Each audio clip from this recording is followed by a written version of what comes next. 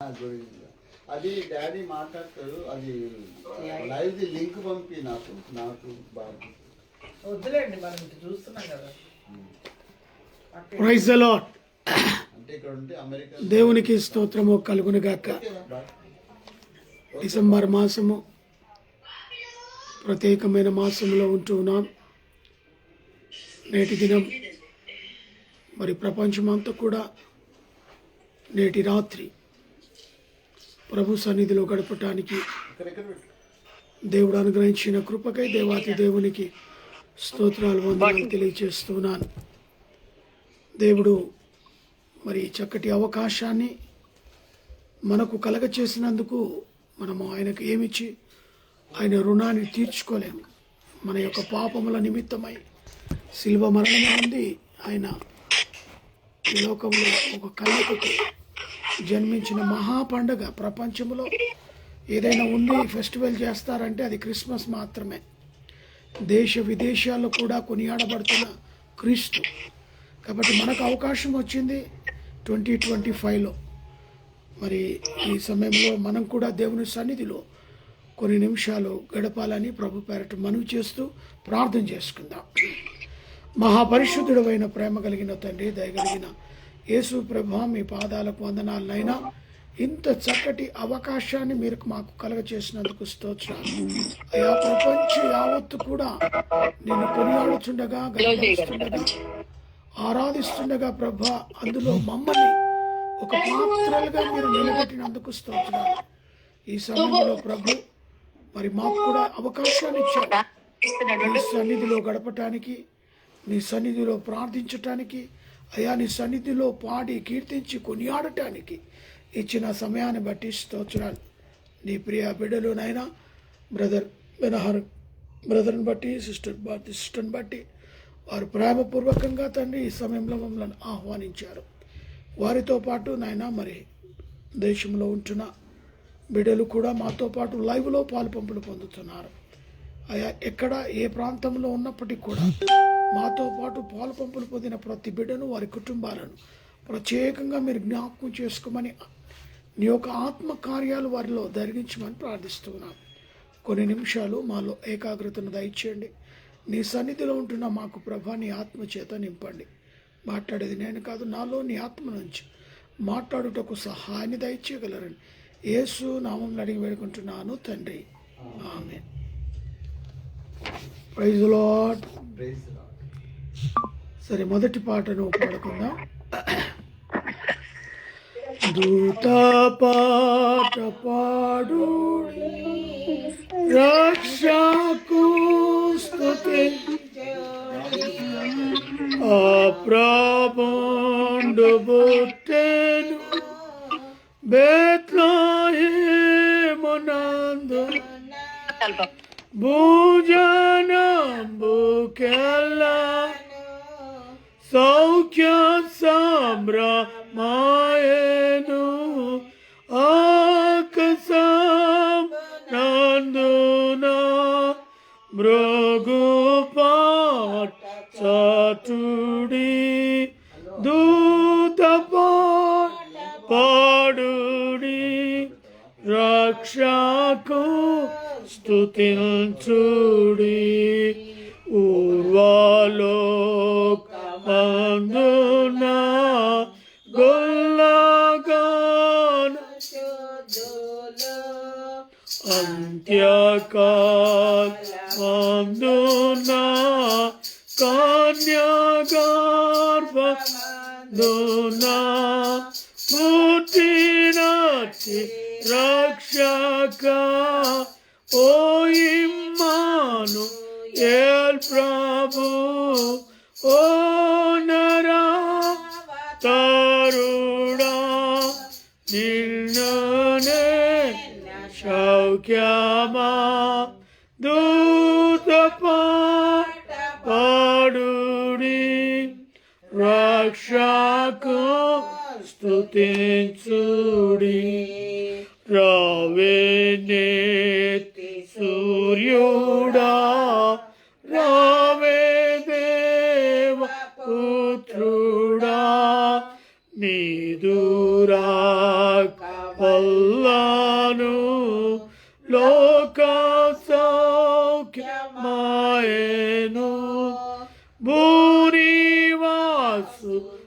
భూనివాసులందరూ మృత్యున్భీతి గెల్చురు నిన్ను వారికి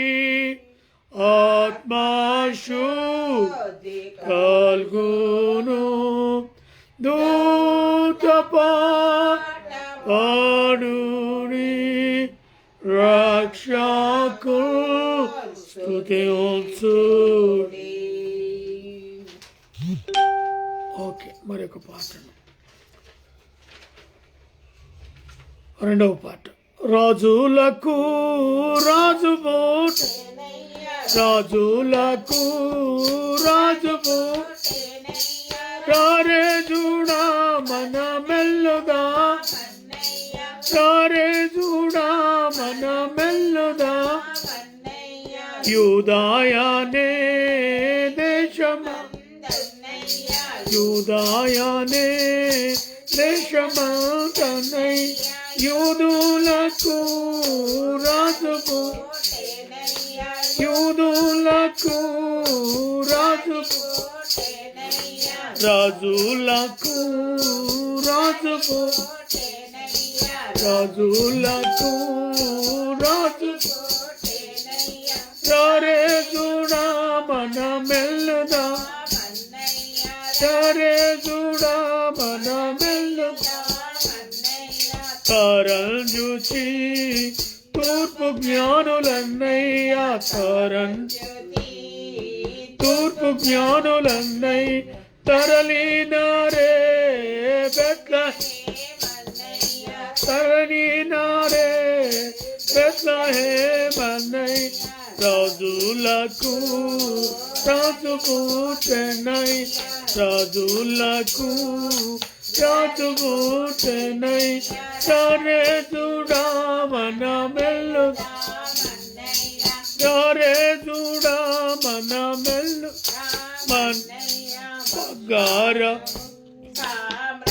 బోలమన్నై బంగారము సాంబ్రాణి బోల బాగుగాను యేసుకిచ్చి బాగుగానే యేసుకిచ్చి రాజులకు రాజుకు రాజులకు రాజుకు చెన్నై రారే చూడా మన మెల్లు రారే చూడా మన మెల్లుదా పశువుల పాకలో నన్నై పశువుల పాకలో నన్నై శిశువు పుట్టే చూడరాండన్నై శిశువు పుట్టే చూడరాండన్నై రాజులకు రాజు పుట్టెనై రాజులకు రాజు పుట్టే రారే చూడా మన మెల్లు రారే చూడా మన మెల్లు పాడుదామా పాడుదా పాడుదామా పాడుదా కూడియసుల్ మన మేడుదాం కూడియసుల్ మన మేడుదాం రాజులకు రాజుకు రాజులకు రాజుకు సారే చూడా మన మెల్లుదా సారే చూడా మన మెల్లుదా పొందుగాను లోకమా పొందుగాను లోకమా సుందరుడు శ్రీయేసు పుట్టే సుందరుడు శ్రీయేసు పుట్టే కన్నయ్య రాజులకు రాజు పుట్టే రాజులకు రారే చూడా మన మనమెల్లుదామన్నయ్యా. హల్లెలూయా. హల్లెలూయా. హల్లెలూయా.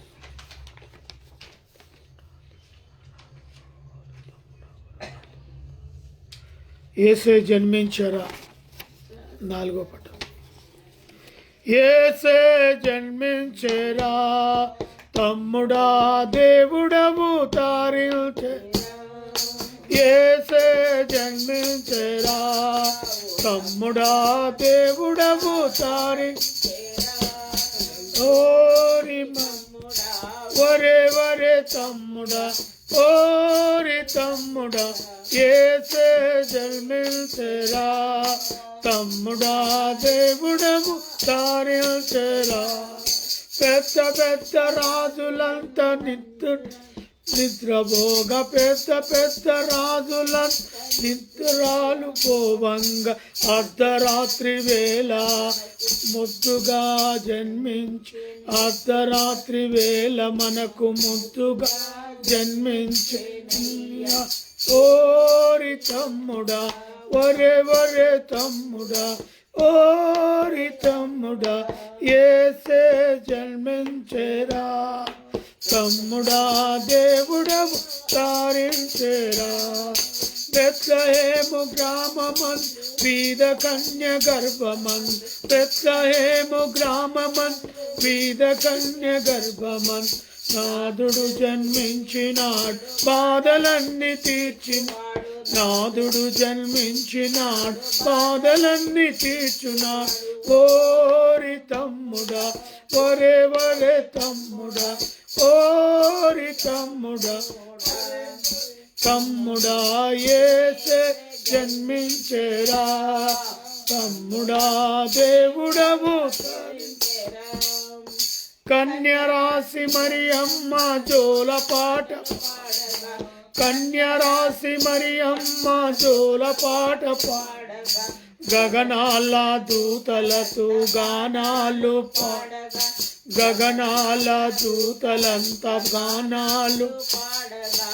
ఓరి తమ్ముడా, ఒరే ఒరే తమ్ముడా, ఓరి తమ్ముడా, యేసే జన్మించరా తమ్ముడా దేవుడవు తారించరా.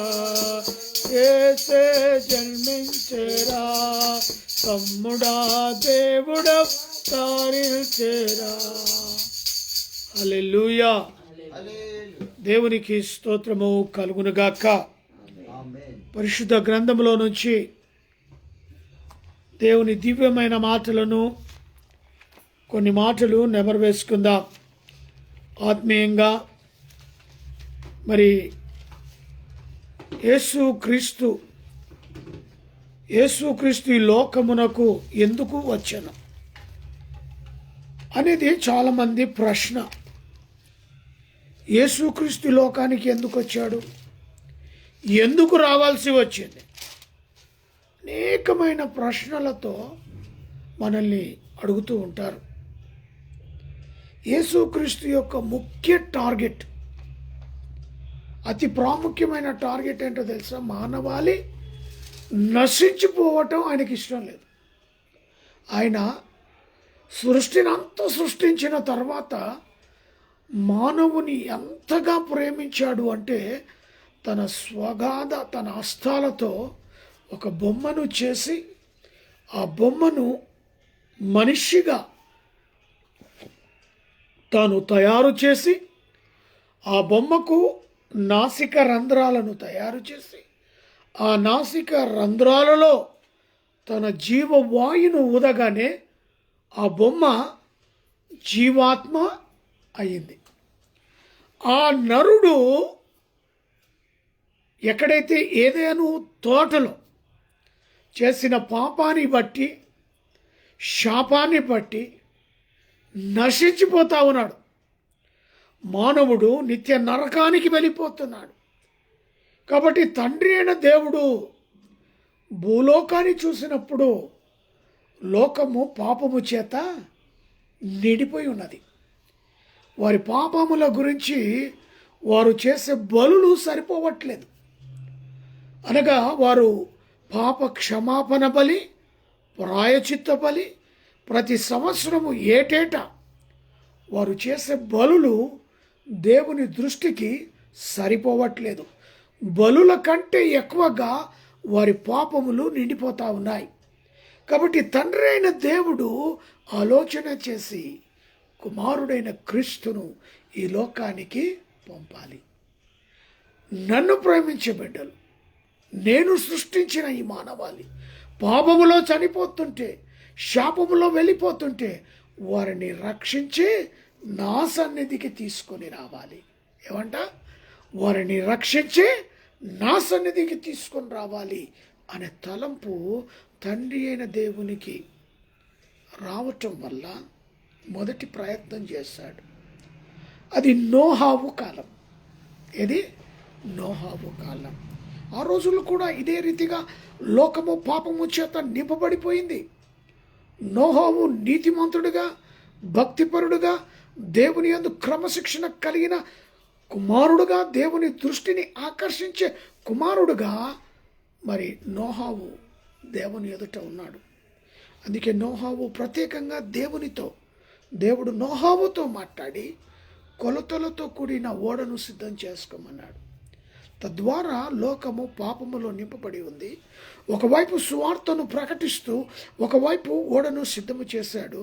దానికి 125 సంవత్సరాలు పట్టింది. 125 years. అయినా ఏ ఒక్కరు ఓడను చూస్తూ ఉన్నారు, హేళనగా మాట్లాడుతున్నారు, నోహావు చేసే ప్రయత్నాన్ని ఎగతాళి చేస్తున్నారే తప్ప ఏ ఒక్కడూ మారట్లేదు. సువార్త ప్రకటిస్తున్నాడు. అయ్యా, జనం భయంకరమైన పరిస్థితిలో ఉన్నది, దేవుని ఉగ్రతకు లోనవుతున్నాం. దేవుడు నాతో మాట్లాడి చెప్పాడు, జల ప్రళయాన్ని కురిపిస్తాను, నిన్ను నీ కుటుంబాన్ని రక్షించుకున్నప్పుడు ఓడను సిద్ధము చేసుకో. నోహవుతో దేవుడు ఆయన ఏ విధంగా చెప్పి మాట్లాడదో అదే విధంగా తయారు చేశాడు. కానీ జనులు మాత్రం పట్టించుకోలే. అప్పటికి తాగుతూ ఉన్నారు, అప్పటికి తింటూ ఉన్నారు, అప్పటికి పెళ్ళిళ్ళు చేసుకుంటున్నారు, అప్పటికి మగవాళ్ళతో మగవాళ్ళు, ఆడవాళ్ళతో ఆడవాళ్ళు తప్పులు చేస్తూ దేవుని దృష్టికి అవమానాన్ని తెచ్చే రీతిగా లోకము చెడిపోయింది. ఆ చెడిపోయిన లోకాన్ని చూసి దేవునికి ఉగ్రత వచ్చేసింది. ఈ లోకాన్ని నేను పాడు చేయాలనుకున్నాను, నాశనము చేయాలనుకున్నాడు. కానీ మొదటి ప్రయత్నములో నోహావు కుటుంబము రక్షించబడ్డది. లోకమంతా కూడా 40 దివారాత్రుల ద్వారా, జల ప్రళయము ద్వారా లోకమంతా నాశనమైపోయింది. నోహావు కుటుంబం ద్వారా నూతనమైన కుటుంబము తిరిగి ఈ లోకములో ఇంట్రడ్యూస్ అయింది. అయినప్పటికీ పాపము నేటి వరకు ఎక్కువ పాపం పెరుగుతుంది. రెండవ ప్రయత్నంగా దేవుడు తానే తన కుమారుని లోకానికి పంపించాడు. తద్వారా యేసుక్రీస్తు లోకమునకు వచ్చెను. ఎందుకని? మొదటిగా మనం గమనిస్తే పాపులను రక్షించుటకు ఈ లోకానికి యేసుక్రీస్తు వచ్చాడు అనేది మనం ఎవరైతే ఈ లోకానికి యేసుక్రీస్తు ఎందుకు వచ్చాడు అని అడిగితే మొదటి సమాధానంగా మనం చెప్పాల్సింది ఏంటో తెలుసా? పాపులమైన మనల్ని రక్షించటానికి ఈ లోకానికి వచ్చాడు. అది 1 తిమోతి 1వ అధ్యాయము అక్కడ 15వ వచనంలో మనము శ్రేష్టంగా వచనాన్ని మనం చూడగలుగుతాం. ఆ వచనంలో ఏమనుందంటే, పాపులను రక్షించుటకు యేసు క్రీస్తు లోకమునకు వచ్చెను. వాక్యము నమ్మదగినదనియు పూర్ణ అంగీకారమునకు యోగ్యమై ఉన్నదని అటి వారిలో నేను ప్రధానుడను. ఎవరన్నది మాట? అపోస్తలుడైన పౌలు. ఎవరితో చెప్తున్నాడు? తిమోతితో మాట్లాడుతున్నాడు. అక్కడున్న సంఘస్థులతో మాట్లాడుతున్నాడు. అయ్యా, యేసుక్రీస్తు ఎందుకు వచ్చాడు? ఇక్కడ మనకున్న క్వశ్చనే ఆ రోజుల్లో కూడా తిమోతికి ఎదురుపడ్డాయి. ఆ రోజు కూడా తిమోతిని ప్రశ్నిస్తున్నారు. ఆ రోజు కూడా సువార్త ప్రకటించినప్పుడు యేసుక్రీస్తు ఎందుకు వచ్చాడయ్యా అని అడిగినప్పుడు, ఓ యవనస్తుడైన తిమోతి, తన సంగముతో ఉన్న బిడ్డలతో అంటున్నాడు, యేసుక్రీస్తు పాపులను రక్షించుటకు యేసుక్రీస్తు ఈ లోకానికి వచ్చాడు. ఇది మొదటి సత్యం. పాపముతో నింపబడిన వారికి ఎన్ని ప్రాయచిత్త బలులు చేసినా, ఎంత పాపక్షమాపణ బలులు చేసినా ఆ బలుల ద్వారా మనకు ప్రాయచిత్తం దొరకట్లేదు. ఎందుకంటే పాపాలు పెరిగిపోతున్నాయి. కాబట్టి ఒక యవన కాలపు యొక్క రక్తము చిందిస్తే పాపులను రక్షించవచ్చు అనే ఈ పాపులను వెతికి రక్షించటకుని యేసుక్రీస్తు వచ్చాడు. అది అంతేకాకుండా ఆ వాక్యము నమ్మదగినది. ఎలాంటిదంట? మనం నమ్మాలి. యేసుక్రీస్తు ఈ లోకానికి వచ్చాడు అనే సత్యాన్ని ఏం చేయాలంటే మనము నమ్మాలి. ఆ వాక్యాన్ని నమ్మాలి. పూర్వ అంగీకారమగుటకు యోగ్యమై ఉన్న మాట. మన తలంపులో, మన ఆలోచనలో యోగ్యమైన మాటను నిలబెట్టుకోవాలి. అయ్యో, మన కొరకే, పాపులమైన మన కొరకే కదా వచ్చింది అని మరి ఆయన పౌలు గారు చక్కగా వివరణ ఇస్తూ ఉన్నాడు. ఈరోజు ప్రియా నా సహోదరి సహోదరులారా, ఈ వివరణ మనల్ని అన్యులు ప్రశ్నించినప్పుడు, మనల్ని క్రీస్తు ఎరగని బిడ్డలు ప్రశ్నించినప్పుడు, మనం మొదటిగా యేసుక్రీస్తు ఎందుకు పుట్టాడు అంటే, చాలామంది అనుకుంటారు మన డెకరేషన్ చూపించుకుంటాం, చాలామంది అనుకుంటారు ఇంటి ముందు స్టార్ అంటాం, చాలామంది అంటాం ఇంటికి అంతా కలర్ వేస్తాం, చాలామంది అంటారు కొత్త బట్టలు దొరకటం, పిండి వంటలు చేసుకోవడం. వ్యక్తిగత ఆలోచనలతో నింపబడిన క్రిస్మస్ మాత్రమే చెప్తున్నారు తప్ప అసలైంది తన ప్రణాళిక ఏంటి, ఆ సువార్తను ప్రకటించలేకపోతున్నారు. వ్యక్తిగతంగా లోకానికి ఇంట్రొడ్యూస్ చేస్తున్నాం. నేను క్రిస్మస్ జరుపుతున్నానండి, నా ఇంటికి రంగులు వేసాము, నా ఇంటికి డెకరేషన్ చేశాను, నా ఇంటిలో నేను కొత్త బట్టలు తొడుక్కున్నాను, నా ఇంట్లో నేను పిండి వంటలు చేసుకున్నాను. ఇది కాదు, ఇది కాదు. ఆత్మీయ క్రిస్మస్ అంటే ఏమిటో తెలుసా? మన ఒక్కరికన్నా అన్యులకు సువార్తను ప్రకటించాలి. ఒక్కరికన్నా జీవితంలో యేసుక్రీస్తు పుట్టుక ఏంటో తెలుసండి? పాపులను రక్షించటానికి వచ్చాడు. ఒకడంటాడు 3 మేకలు కొట్టించుకోవడానికి వచ్చాడు. ఒకడంటాడు చినిగిపోయిన బట్టలు వేసుకొని బేరాలాడబడ్డాడు, బచ్చలు అంటారు. హేళనతో కూడిన మాటలు మాట్లాడుతూ ఉంటే ఆయన ప్రణాళిక ఏంటి? తండ్రి అయిన దేవుని, ఏ మానవుని అయితే ప్రేమతో తన చేతులతో చేసిన దేవుడు మానవాళి చెడిపోయి నరకానికి వెళుతూ ఉన్నాడని ఒకవైపు బాధపడుతూ తన ప్రియ కుమారుడిని అట్టి మానవాళిని రక్షించుకున్నటకై తన ప్రియ కుమారుడుగా ఈ లోకానికి కన్యక మరియ గర్భములో జన్మించాడు. ఆ మరియమ్మను తీసేస్తూ ఉంటారు, పరిశుద్ధమైన లేఖనాలను మాయం చేస్తారు, సత్యాన్ని మరుగు చేయడానికి ప్రయత్నం చేస్తారు. కాబట్టి క్రీస్తు పుట్టక మునిపే యెషయా భక్తుడు సెలవిస్తూ ఉన్నట్టుగా 700 సంవత్సరాల పూర్వమే యేసుక్రీస్తు పాపుల రక్షణ కొరకై ఈ లోకంలో కన్యక గర్భమందు ఉద్భవిస్తాడు అని క్రీస్తుకు పూర్వమే 700-800 సంవత్సరాల ముందే క్రీస్తు కొరకు వివరణ ఇచ్చింది యెషయా భక్తుడు. మీకా భక్తుడు క్రీస్తు గురించి చాలా చక్కగా వారు వివరించారు. ఏ వంశములో నుంచి రావాలి, ఎవరి వంశములో నుంచి క్రీస్తు రావాలి అని ప్రతి ఒక్కటి కూడా నెరవేర్పుగా ఆ కన్యక గర్భమందు జన్మించిన ఒక అద్భుతమైన ఫెస్టివల్లో మనం ఉంటున్నాం. ప్రపంచములోనే అత్యధికమైన జనం ఈ క్రిస్మస్ పండుగలో 1 నెల అంతా జరుపుతూ ఉంటారు. కాబట్టి అది ఆనందకరమే. కానీ మన పాత్ర, మనం ఏమై ఉన్నాము క్రీస్తు కొరకు? నీవు ఒక్కడిపై రక్షించబడితే కాదు, నీ కుటుంబం ఒక్కటే రక్షించబడితే కాదు, నీ కుటుంబంలో అనేకులు ఇంకా అన్యులుగా ఉన్నారు, క్రీస్తు ఎరగని బిడ్డలుగా ఉన్నారు. అటువంటి వారికి అయ్యా మనము చేసే పాపాలను బట్టి, మనము చేసే శాపాలను బట్టి దేవుడు మన పాపములను క్షమించటానికి ఆయన లోకానికి వచ్చాడు. ఈ సర్వ సత్యము లోకానికి తెలియపరచాలి. మనలో అలంకరణతో కూడిన క్రిస్మస్ కాకుండా మనము క్రీస్తు యొక్క నిజమైన జన్మ గురించి ఇతరులకు చాటించే బిడ్డలుగా ఉండాలని ప్రభు పేరట మనం చేస్తున్నాను. రెండవది, బీదలకు సువార్త ప్రకటించడానికి వచ్చాడు. ఎందుకు వచ్చాడట? బీదలకు తన రాజ్యము గురించి వివరణ ఇవ్వటానికి. అయ్యా, ఈ లోకములోనే కాదురా నాయన, ఈ లోకములో మనం ఒక యాత్రికులుగా ఉన్నాం. ఈ లోకము ఎవరికి సొంతము కాదు. ఒక ఇక్కడి నుంచి ఒక బాంబేకో లేదా ఢిల్లీకో బెంగళూరుకో కలకత్తాకో చెన్నైకో వెళితే అక్కడ ఒక హోటల్లో దిగుతాం. ఆ హోటల్లో అక్కడ ఒక వారం రోజులు మనకు పని ఉంటుంది. వారం రోజులు హోటల్లో ఉంటాం. ఆ తర్వాత హోటల్ ఏం చేస్తాం? ఖాళీ చేసేస్తాం. హోటల్ ఖాళీ చేసి మళ్ళీ మనం ప్రయాణం చేస్తాం. అదే రీతిగా ఇక్కడ మనం ఒక హోటల్లో ఉంటున్నట్టు. అది నీ ఇల్లే కావచ్చు, నువ్వు సంపాదించిందే కావచ్చు, కానీ దేవుని దృష్టిలో ఇది ఒక హోటల్ మనం ఉండటానికి. ఆయన ఎప్పుడు పిలుస్తాడో తెలియదు. ఆ పిలుపుకు లోబడి మనము సిద్ధపాటు కలిగి ఉండాల్సిన సమయం. కాబట్టి అటువంటి వారు నశించకుండా ఈ లోకము నుంచి పరలోకానికి గురి పెట్టుకోవడానికే మన జీవితం ఈ లోకంలో కొనసాగించాలి.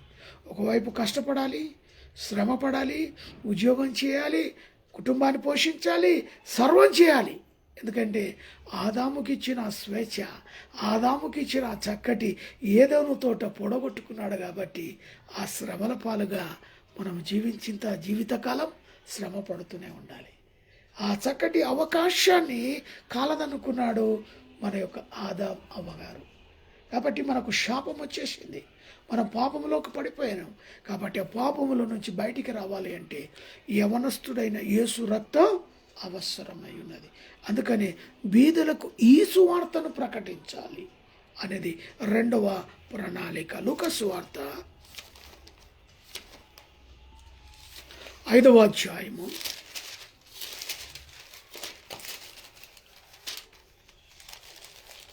18వ వచనం. లూకా సువార్త 5వ అధ్యాయము 18వ వచనం. అప్పుడు కొందరు మనుషులు పక్షవాయువును గల ఒక మనుషుని మంచము మీద మోసుకొని వాని లోపలికి తెచ్చి ఆయన ఎదుట ఉంచుటకు ప్రయత్నము చేసిరి. కానీ జనులు గుంపులు కూడి ఉండినందున లోపలికి రాని వాని తెచ్చుటకు వాళ్ళ ఇంటి మీద ఎక్కి పెంకలు విప్పి మంచముతో కూడా యేసు ఎదుట మధ్యను వాని దించిరి. ఇక్కడ ఎందుకు సువార్తను ప్రకటిస్తున్నాడు? యేసుక్రీస్తు ప్రభు లోకంలో సువార్త ప్రకటిస్తూ అక్కడున్న వారికి బోధిస్తూ ఉన్నాడు.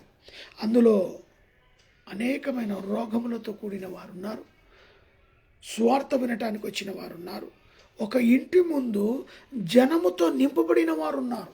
అందులో ఒక వ్యక్తి పక్షవాయువుతో ఉన్నాడు. కొన్ని సంవత్సరాలుగా ఆయన మంచంకే పరిమితైపోయాడు. ఎక్కడ? మంచానికి పరిమితైపోయాడు. సువార్తను ప్రకటిస్తూ యేసు అద్భుతాలు చేస్తున్నాడు. హల్లెలూయా. ఒకవైపు సువార్తను ప్రకటిస్తూ ఎవరైతే అస్వస్థతలో ఉన్నారో, రోగిగా ఉన్నారో వారిని ఏం చేస్తున్నాడు? దేవుడు స్వస్థపరుస్తాడు. అప్పుడు ఇక్కడున్న జనసమూహము యొక్క దృష్టి ఆయన మీద పడుతుంది. కాబట్టి సువార్త పని నిమిత్తం వచ్చాడు. అదే రీతిగా రోగులను స్వస్థపరుచుకొచ్చాడు. అప్పుడు కానీ ఆయన వైపుకు జనులు ఆకర్షితులు కాలేరు. ఒకవైపు పాపులను రక్షించాలి, రెండవది జనాలకున్న వ్యాధి బాధలను స్వస్థపరచాలి, అక్కడున్న ప్రజలకు ఏం చేయాలి? సువార్తను ప్రకటించాలి. రాజ్యము గురించి, ఉన్నతమైన రాజ్యం పరలోకములో ఉన్నది, ఆ రాజ్యములో మీరందరూ వారసత్వములు కావాలి అని సువార్త ప్రకటిస్తూ అక్కడున్న అనేకమైన వ్యాధిగ్రస్తులను స్వస్థపరుస్తున్నాడు. కానీ ఒక విషయం, అక్కడ ఒక పక్ష వాయువు గలవాడు కదలలేడు, మెదలలేడు, కానీ వాని మంచం మీద మోసుకొని వస్తున్నారు. ఇక్కడ పడి ఉన్న వాని విశ్వాసము మనము పరీక్షించలేము, కానీ ఎవరైతే నలుగురు ఆయనను మోసుకొచ్చారు చూడండి, వారిలో ఉన్న విశ్వాసాన్ని బట్టి వారు ఏం చేశారు, మంచం మీద తీసుకొచ్చిన తర్వాత ఆ ఇంటి ముందు జన సమూహము తండోపతండలుగా కాలు తీసి కాలు పెట్టలేని పరిస్థితి. వారు ఆలోచన చేశారు, ఈ వ్యక్తిని ఎలా మనం మోసుకొని వెళ్తాం ఈ ప్రజల్లో నుంచి. సింగల్గా వెళ్ళడమే కష్టం, కాలు తీసి కాలు పెట్టలేం.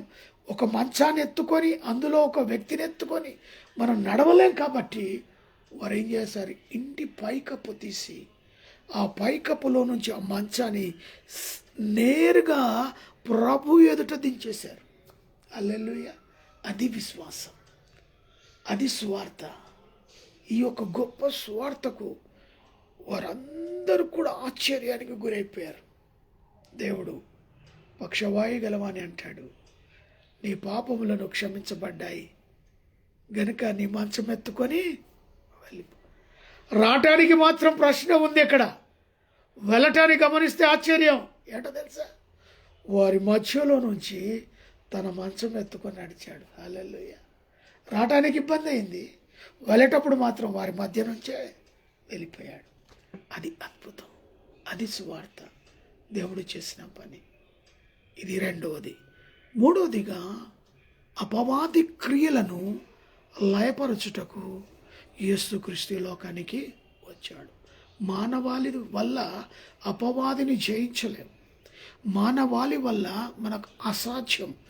ఈ లోకము అపవాది యొక్క లోకం, ఈ లోకము అపవాది యొక్క అనుచరులతో నింపబడిన లోకం. కాబట్టి మానవులుగా మనము ఈ లోకంలో ఉన్న అధికారిని జయించలేం. కాబట్టి అధికారాన్ని జయించాలి అంటే ఈ అపవాది కంటే కూడా శక్తివంతుడై ఉండాలి. హల్లెలూయా. మానవుడు దేవుని దగ్గరికి వెళ్ళాలి అంటే, అపవాదిని జయించాలంటే మానవుడు దేవుని దగ్గరికి వెళ్ళాలి. కానీ దేవుడే మానవుడిగై ఈ లోకాన్ని వచ్చాడు, మానవుని ప్రేమించి. మన ప్రాబ్లమ్స్ వల్ల మనం ఏమై ఉండాలి, దేవుని దగ్గరికి వెళ్ళాలి. దేవుడి దగ్గరికి వెళ్ళి మనం మొరపెట్టుకోవాలి. దేవుడు ఏం చేశాడు, అంత ఛాన్స్ మానవునికి ఇయ్యలే. వారు వస్తారో రారు, నువ్వే వెళ్ళని తన ప్రియ కుమారుని మానవాళి కొరకై పంపించాడు. అప్పుడు పరిశుద్ధాత్మ వలన లోకంలో ఉన్న అధికారిని మనం జయించగలుగుతాం. హల్లెలూయా. కాబట్టి అపవాది క్రియలను లయపరచుటకు, లయపరచాలి అంటే అపవాది దేవుని కంటే కొంచెమే తక్కువగా ఉన్నాడు. వాడు కొంచెమే తక్కువగా, వాడు అన్ని కార్యాలు చేస్తాడు, వాని వల్ల కూడా అన్ని కార్యాలు జరుగుతాయి. బట్ అది మనం గుర్తుపట్టలేని సంగతి. ఇది దేవుడు చేశాడా, అపవాది చేశాడా? కాబట్టి నా ప్రియ సహోదరి సహోదరుడా, దేవుడు ఈ లోకంలో శక్తి లేని మనకు అపవాది వేసే కుతంత్రంలో ఈజీగా పడిపోయే మానవాళి కొరకై ఆ అపవాదిని ఎలా జయించాలి, అపవాది యొక్క క్రియలను లయపరచాలి. అందుకే ఇక్కడ మనము గమనించినట్టయితే యోహాను సువార్త మొదటి యోహాను రాసిన పత్రిక 3వ అధ్యాయము 8వ వచనం, అపవాది మొదటి నుండి పాపము చేయుచున్నాడు కనుక పాపము చేయవాడు అపవాది సంబంధి. అపవాది యొక్క క్రియలను లయపరచుటకే దేవుని కుమారుడు ప్రత్యక్షమాయను. దేవునికి స్తోత్రం. అర్థమవుతుంది కదా, వాక్యము మనతో ఎంత శ్రేష్టంగా మాట్లాడుతుంది, ఎంత డీప్గా మనల్ని తీసుకొని వెళ్తుంది అని ఆలోచన చేయాలి. అపవాది, ఇక్కడ చూడండి, అపవాది మొదట నుండి పాపము చేయుచున్నాడు కనుక, ఎక్కడి నుంచి మొదటి అనగా ఆదామవ్వ నుంచి తీసుకోవాలి. ఆదామవ్వ నుంచి మొదలుపెట్టాడు వాని కార్యక్రమం. ఆదామవ్వ నుంచి 2025 దాకా వాని క్రియలు లయపరచాలంటే ఎవరు కావాలట? మరి దాంట్లోనే మనకు సమాధానం ఉన్నది. అక్కడ చూడండి, పాపము చేయవాడు అపవాది సంబంధి, అపవాది యొక్క క్రియలను లయపరచుటకే దేవుడు కుమారుని ప్రత్యక్షపరచెను. ఎవడి వల్ల కాదు, మానవులమైన మనము మోసపోతాం. వాడు చేసే మ్యాజిక్కి, వాడు చేసే క్రియలకు అబ్బా ఆశ్చర్యానికి గురైపోతాం, మోసపోతాం. ఆ మోసమైన జీవితంలో నుంచి వాని క్రియల్లో నుంచి బయటికి రావాలంటే వానికంటే శక్తిమంతుడైన దేవుడు మనకు ఉండాలి. అప్పుడే మనల్ని ఆ దారిలో నుంచి తన దారిలోకి నడిపిస్తాడు. అందుకే ఇక్కడ ఆ మాట చాలా చక్కగా లిఖించబడ్డది. ఏమని? పాపము చేయవాడు అపవాది సంబంధి, అపవాది యొక్క క్రియలను లయపరచుటకే దేవుని కుమారుడు ప్రత్యక్షమాయను. ఆయనే ప్రభు అయిన క్రీస్తు. దేవుని మూలముగా పుట్టిన ప్రతి వానిలో ఆయన బీజం ఉండును. ఇది శ్రేష్టమైన మాట. ఎవరైతే క్రీస్తులో జన్మిస్తారో, ఎవరైతే క్రీస్తును మన హృదయంలో ఆహ్వానిస్తారో, ఈ క్రిస్మస్ మాసముల దేవుడు ఆయన పుట్టినప్పుడు స్థలము లేదు, ఆయన పుట్టినప్పుడు పశువుల శాఖలో, ఆయన పుట్టినప్పుడు పశువుల తొట్టిలో, కానీ దేవుడు ఈరోజు నీ హృదయాన్ని అడుగుతూ ఉన్నాడు. హల్లెలూయా. నీ హృదయంలో నేను జన్మిస్తా, నీ ఇంటిలో నేను జన్మిస్తా, నువ్వు నాకు కాస్త చోటిస్తే చాలు అంటాడు. ఆయన విశాలమైన చోటు అడగట్లేదండి. లోకాన్ని సృష్టించినప్పుడు విశాలమైన లోకం, కానీ ఆయన కొరకు ఏం లేదంట? స్థలం లేదట. ఆయన కొరకు ఏం లేదట? తొట్టి లేదు, ఒక పడక లేదు, ఒక బెడ్ లేదు.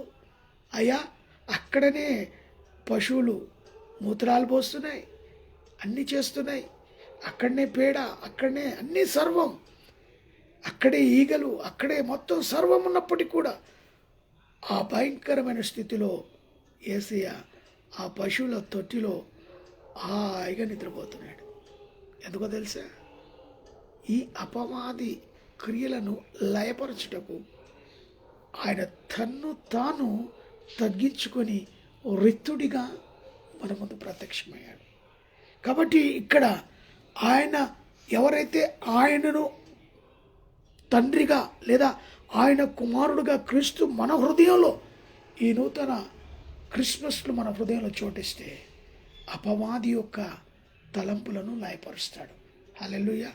అది ఆయన ప్రణాళిక. ఆయన బీజములో ఒక కుమారుడు కానీ ఒక కుమార్తె కానీ ఈ లోకంలో నూతనంగా జన్మించాలంటే తల్లిదండ్రుల యొక్క కలయిక అవసరం. తల్లిదండ్రుల ద్వారా ఒక నూతనమైన కుమారుడో కుమార్తెడో ఈ లోకానికి ఇంట్రడ్యూస్ అవుతాడు. అదే రీతిగా తండ్రి అయిన దేవుని కుమారుని ద్వారా, ఆయన బీజము ద్వారా మనం ఆయన యందు కుమారుడిగా కుమార్తెగా ఎప్పుడైతే ఉంటామో వాడు పాపము చేయడట. వాడు దేవుని మూలంగా పుట్టినవాడు గనుక పాపము చేయడు. హల్లెలూయా. పాపానికి దూరం ఉంటాడట. ఇక్కడ ప్రశ్న జవాబు ఎంత చక్కగా మనకు పౌలు గారు, యోహాను భక్తుడు లెక్కించాడు. కనుక మరి 9వ వచనం అంటది, ఏమంటదంటే దేవుని మూలంగా పుట్టిన ప్రతి వానిలో ఆయన బీజము నిలుచును గనుక వాడు పాపము చేయడు. వాడు దేవుని మూలంగా పుట్టిన వాడు గనుక పాపము చేయజాలడు.